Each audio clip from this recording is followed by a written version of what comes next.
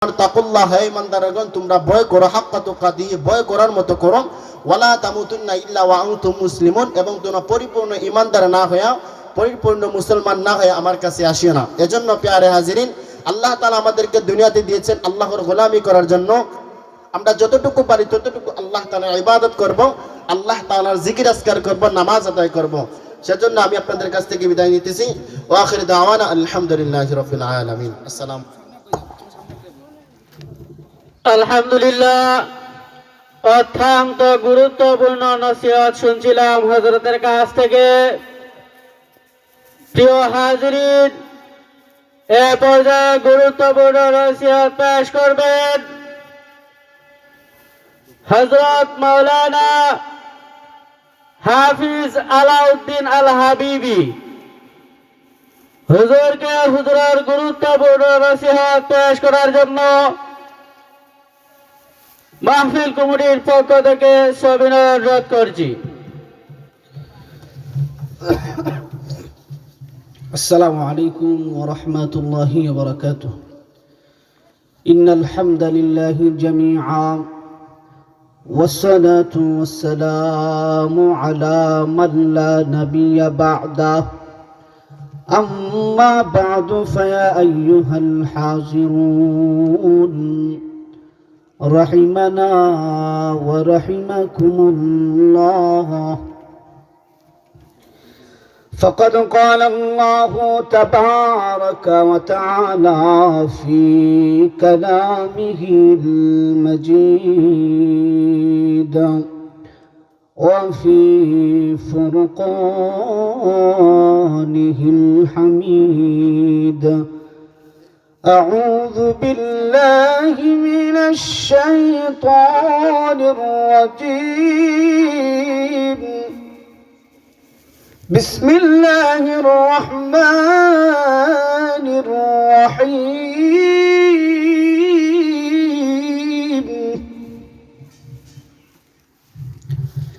يا أيها الذين آمنوا قوا أنفسكم وأهليكم نارا إلى آخر الآية. وقال النبي صلى الله عليه وسلم: من قال لا إله إلا الله فدخل الجنة، أو كما قال النبي عليه الصلاة والسلام. रुखसार से बुर्का का जरा पर्दा उठा दो, रुखसार से बुर्का का जरा पर्दा उठा दो, लिल्लाही मुझे हुस्न खुदा दाद दिखा दो, लिल्लाही मुझे हुस्न खुदा दाद दिखा दो। ऐ बहर करम सदका हुसैन बिन अली का, ऐ बहर करम सदका हुसैन बिन अली का, प्यासा हूँ मुझे शरबत दीदार पिला दो, प्यासा हूँ मुझे शरबत दीदार पिला दो। मैं दूर हूँ मजबूर हूँ ऐ सय्यद आलम, मैं दूर हूँ मजबूर हूँ ऐ सय्यद आलम, दीदार दिखाते नहीं तेरे आवाज सुना दूँ, दीदार दिखाते नहीं तेरे आवाज सुना दूँ। अल्हम्दुलिल्लाह, ঐতিহ্যবাহী আল মুসলিম সংস্থার নাগরিকুনার 2014তম বার্ষিক তাফসীরুল কোরআনের সম্মানিত সভাপতি সাহেব, প্রধান অতিথি, বিশেষ অতিথিবৃন্দ, আল্লাহ পাকের আশিকিন জাকিরিন মুহিব্বিন, আমাদের মঞ্চে উপবিষ্ট আছেন কচিকাচা ছোট ছোট নাবালিক বাচ্চারা, মাদ্রাসার তালিবিন ইলম ভাইরা। আল্লাহ পাকের দরবারে লাখো কোটি শুকর ও সুজুদ যে মহান রব্বুল আলামিন আপনাকে আমাকে মহব্বত করে ভালোবেসে এ জান্নাতি সামিয়ানার নিচে আসার বসার তৌফিক দান করেছেন, এই জন্য দিল থেকে কালিমাতু শুকুর আদায় করে বলি আলহামদুলিল্লাহ। আমি আপনাদের সামনে কোরআনে কারিমের একটা আয়াত তেলাওয়াত করছি। আল্লাহ পাক রব্বুল আলামিন যত জায়গায় জান্নাতের আলোচনা করছেন তার পরপরই আল্লাহ সাথে সাথে জাহান্নামের আলোচনা করছেন। জান্নাত কি আর জাহান্নাম কি? জান্নাত হচ্ছে আল্লাহ মুমিন মুসলমানদেরকে আরাম আয়েশের জন্য, শান্তির জন্য যেই জায়গার ব্যবস্থা করে রাখছেন এটাকে বলা হয় জান্নাত। আর কাফির বেঈমান বেদিন মুশরিকদের জন্য পরকালে শাস্তির জন্য যেই জায়গার ব্যবস্থা করে রাখছেন সেটাকে বলা হয় জাহান্নাম। আল্লাহ পাক রব্বুল আলামিন মুমিন মুসলমানদেরকে লক্ষ্য করে বলেন, ঈমানদারগণ, তোমরা নিজে জাহান্নামের আগুন হইতে বাঁচো এবং তোমাদের পরিবার পরিজনদেরকেও জাহান্নামের আগুন হইতে বাঁচাও। আল্লাহ এই মর্মে বলেন, ইয়া আইয়ুহাল্লাযীনা আমানু কু আনফুসাকুম ওয়া আহলীকুম নারা।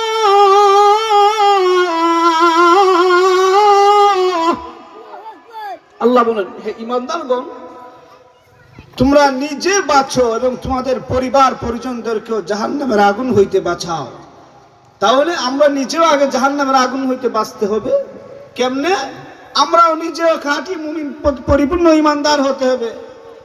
আল্লাহ রাব্বুল আলামিন প্রথমে বলছেন নিজে বাঁচতে, এরপরে পরিবারদেরকে বাঁচাইতে। এখন নিজে নামাজ পড়লে হবে না, আমার পরিবারকেও বলতে হবে নামাজ পড়ার জন্য। কেননা মহান আল্লাহ রাব্বুল আলামিন আমার নবীর মাধ্যমে শিক্ষা দিয়েছেন, তোমাদের ছেলে সন্তানের বয়স যখন 7 বছর হয়ে যাবে তখন তাদেরকে নামাজের আদেশ দাও, আর যখন 10 বছর বয়স হয়ে যাবে তখন তাদেরকে শাসন করে হইলেও নামাজ পড়াও। তাহলে বোঝা গেল পরিবার পরিজনদের বেলায়ও জাহান্নামের আগুন হইতে বাঁচাইতে হবে, নিজেও জাহান্নামের আগুন হইতে বাঁচতে হবে। আমি আমার পরিবারের জন্য দায়িত্বশীল। আমি বাবা, আমি মা, আমার মেয়ে নামাজ পড়ে না, আমার ছেলে নামাজ পড়ে না, আমার এর জন্য জবাব দেওয়া লাগবে। আল্লাহ পাক রব্বুল আলামিন বলেন, পরিবারের দায়িত্বশীল তোমারে আমি দুনিয়াতে দায়িত্ব দিয়া সৃষ্টি করেছি রে। আলা কুল্লুকুম রাইন ওয়া কুল্লুকুম মাসউলুন আন রাইয়াতি। আমার নবী জানা দেন, বান্দারে তুমি নিজে নামাজ পড়ো, তোমাদের পরিবার পরিজনদেরকেও নামাজের আদেশ দাও। ও মুমিন মুসলমান, ও দুনিয়ার ইমানদার, আল্লাহর গোলাম, ও বান্দা বান্দি, নাগের কোনার মারা, ও নাগের কোনার বাবারা, ও যুবকেরা, কত তুমি সময় পার করতেছো হাসরের ময়দানে। মহান আল্লাহ রাব্বুল আলামিন প্রত্যেকটা মানুষকে তার জবাব দেওয়া ছাড়া একটা পাও সামনে আগাইতে পারবে না। তুমি তোমার যৌবনকালটা কিভাবে ব্যয় করেছো, তুমি তোমার সময়টা কিভাবে কাটাইছো, আল্লাহ রাব্বুল আলামিন বলেন, সুম্মা লাতুসআলুন্না ইয়াওমাইযিন আনিন নাঈম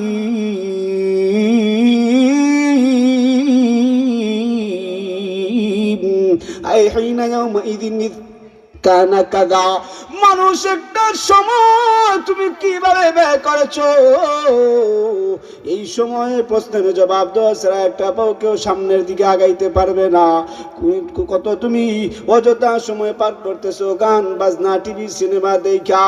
আমার নবী জানা দেন, বান্দারে তুমি নিজেও জাহান্নামের আগুন হইতে বাঁচো। কেননা জাহান্নামের কঠিন আযাব তা সহ্য করার মতো নয়। হাদিস শরীফের ভিতরে লেখেন, একটা জীবিত ছাগলকে চিনাইলে যে এরকম কষ্ট হয়, এর চাইতে পাপিষ্ঠ বান্দার কবরের মধ্যে জাহান্নামের এত শাস্তি হবে রে। সাপ বিচ্ছুকালি দংশন করতে থাকবে, বেনমাজির কবরের মধ্যে ভয়াবহ পরিণাম অবস্থা আরম্ভ হয়ে যাবে। বেনমাজির কবরের মধ্যে ফজর থেকে নিয়ে জোহর পর্যন্ত, জোহর থেকে নিয়ে আসর পর্যন্ত, আসর থেকে নিয়ে মাগরিব পর্যন্ত, এশা থেকে নিয়ে ফজর পর্যন্ত, এইভাবে তাদেরকে সাপ কামড়াইতে থাকবে। যারা বেনামাজি হবে মুকুন চুষিতে নামাজ বাংজে গানা ফাওয়াইলুল লিল মুসাল্লিন আল্লাযিনা كم تميل أو تميد مترفا في رداء من شباب مقتبل كم تميل في منارات الدماء والمنايا كالشرط منك بل نابل وجال أبدال الماء كبير ملجوب নবীজির একজন সাহাবী ছিলেন যার নাম ছিল আব্দুল্লাহ আনসারী। ওই আব্দুল্লাহ আনসারী এমন গরিব অসহায় একজন সাহাবী ছিলেন। আব্দুল্লাহ আনসারী মুয়াজ্জিন সাহেব মাত্র আযান দেয়, আযান দিতে দেরি হয়, আব্দুল্লাহ আনসারী মসজিদে দৌড়াইতে দেরি হয় না।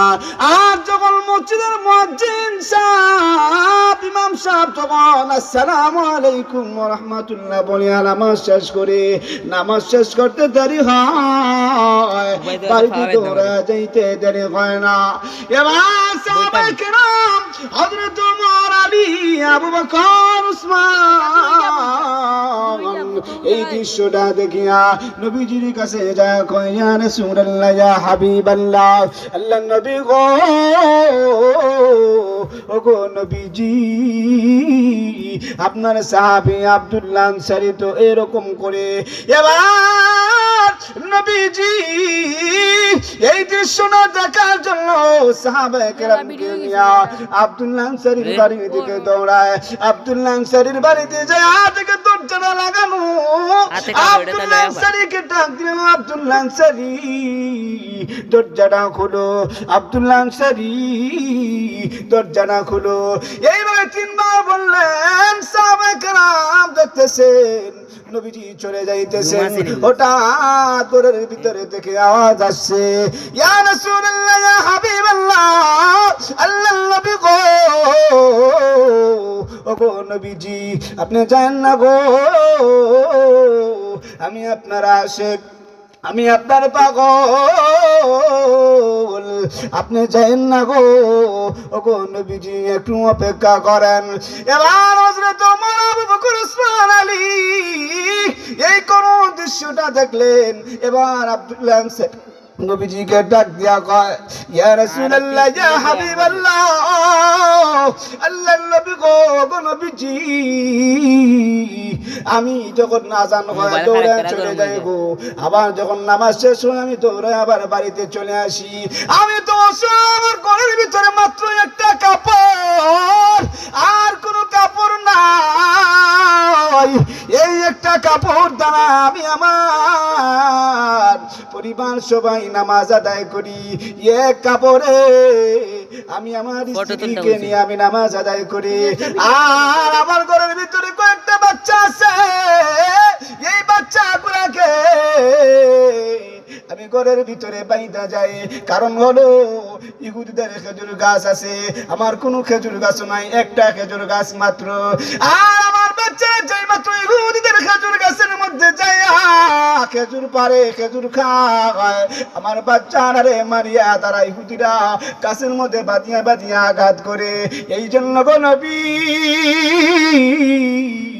আমার স্ত্রীকে আমি ঘরের ভিতরে রাখিয়া, সন্তানাদিকে ঘরের ভিতরে বাঁধিয়া, আমি আমার স্ত্রীকে ঘরের ভিতরে গর্তের ভিতরে গর্ত খনন করিয়া আমি আমার স্ত্রীকে রাখিয়া যাই।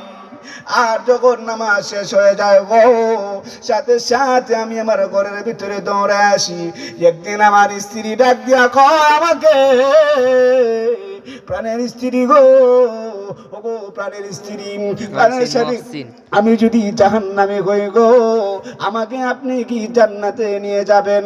আপনি তো জান্নাতি হয়ে যাবেন, আপনি তো দুনিয়া থাকা অবস্থায় রাসূলকে দেখেছেন, আপনি তো জান্নাতি হয়ে যাবেন গো।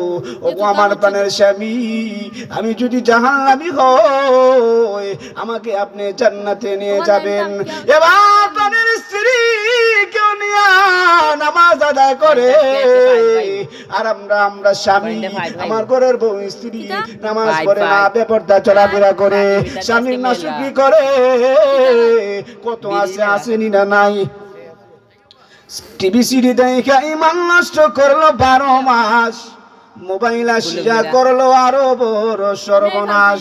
নামাজ পড়বে তো দূরের কথা, কত নারী মোবাইলে টিকটক নিয়া, লাইক নিয়া, ফেসবুক নিয়া সারাটা রাত কাটায় ফজর পর্যন্ত প্রেমিকের সাথে প্রেমিক প্রেমিকার আলাপ করে, কিন্তু ফজরের নামাজ পড়ে না। কত যুবক কত পাপ করে, কত নাফরমানি করে। আমার প্রাণের ভাইয়েরা, তারা সাহাবায়ে কেরাম এক কাপড়ে নিজের স্ত্রীকেও নামাজ পড়ে নিয়া আবার নিজেও নামাজ পড়ে।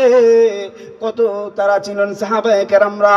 এবার লক্ষ্য করে দেখুন আমার প্রাণের ভাইয়েরা, এই জন্য তো আমার আল্লাহ কয়, ইয়া আইয়ুহাল্লাযীনা আমানু কু আনফুসাকুম ওয়া আহলিকুম নারা। হে ইমানদাররা, তোমরা নিজেও জাহান্নামের আগুন হইতে বাঁচো এবং তোমাদের পরিবার পরিজনদেরকেও জাহান্নামের আগুন হইতে বাঁচাও। কারণ বলো, জাহান্নামের আগুন দুনিয়ার আগুনের চাইতে আরো 70 গুণ দ্বিগুণ আগুন হবে। দুনিয়ার আগুনের তাপ কেমন তাপ রে, এর চাইতে আরো 70 গুণ দ্বিগুণ জাহান্নামের আগুনের তাপ হবে। ওয়ামতাজুল ইয়াওমা আইয়ুহাল মুজরিমুন। এই আয়াতটা যেই মাত্র ইমামে আজম আবু হানিফা রাহমাতুল্লাহি আলাইহি এশারের নামাজের সময় ইমাম সাহেব তেলাওয়াত করছে, ইমামে আজম আবু হানিফা রাহমাতুল্লাহি আলাইহি নামাজের ভিতরে বেহুশ হয়ে পড়ে গেলেন, হুশ নাই।